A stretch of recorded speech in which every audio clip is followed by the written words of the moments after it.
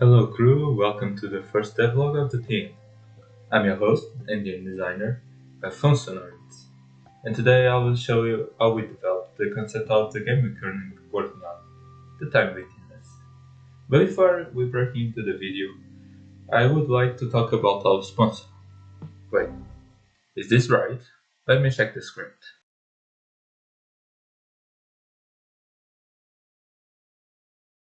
Well, apparently it is.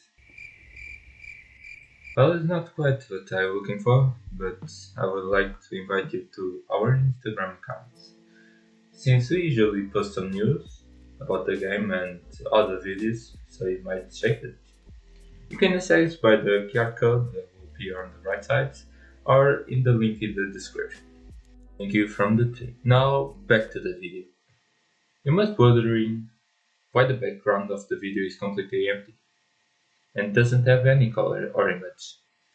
Well, in the beginning, the theme was empty as the screen right now.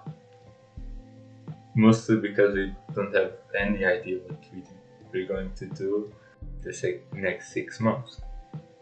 After talking and discussing, our team members arrived to a reason to make the game. But wait, it wasn't supposed to show us how you developed the concept of the game? Well, the reality is it's very important for the team to be in the same page at the same time, having the same scope. In our case, the team wanted to develop the game in order to get a job. In other words, build some portfolio. To define this important aspect, we start searching for who we have to present our work in order to get a job, he said. After some search, we discovered there are two people, or target audience, from who you have to present your portfolio.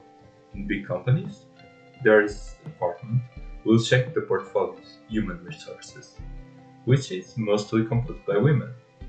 On the other hand, in small companies or startups, there isn't actually a department for that, but your work will probably be seen by bosses or CEOs of that company. So, for easier target audience defining reasons, we aim from the big companies. From there, we started to define the age of our target audience, 5-year gap as it shows, as well where our target audience is located. Since our studio is from Portugal, we decided the Iberian Peninsula is where the game is headed. But why chose the whole peninsula, not just the country itself? Well, want to conquer Spain? Just kidding. In reality, both countries have similar tastes and behaviors in terms of video games. We want all the Spain territory. After defining all this, it was finally time to start the game concept. Well, not yet. After defining this, we started to define our marketing personas. We went for our game, of course. For those who are wondering what a marketing persona is, in the game industry, we need to know who we are making our game to.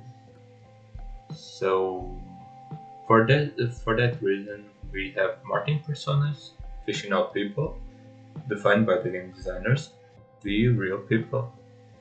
So, for example, we can have a person with certain behaviors and certain musical choices, which could be actually a person that lives, and that could be our target audience. So, we define those. From all the different aspects defined, the game designer can know what is more likely the personality of the target audience and make the game that fits those personalities. Then, and finally, thank God, decide what the game will be making. In our case, we decide to make a visual novel with rhythm games mechanics. Next, I started to see games with mechanics and visuals similar to what we want to do. Games that got our attention were a very well-known rhythm game. You probably have seen the footage before on TikTok or even YouTube. It has amazing dreamlike visuals and great rhythm systems. For two reasons we choose this game. The next game we chose was Florence, a visual novel with some puzzle games that sell according to the story, but with cartoonish looks, something we don't want. So we kind of threw that part. The next game we got our eyes and our attention was A New Life, a small visual novel with amazing looks, a lot of scenarios and choices. Personally, I never wanted to finish a game faster than this one.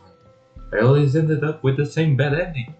It was like over and over again. I couldn't take it.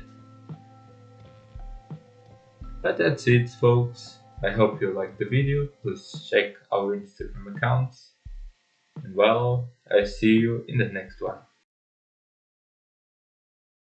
For those who arrived at this part of the video, I have a small reward for you. A queijada de Dona Amélia, a traditional Açores cake with the theme of the next devlog.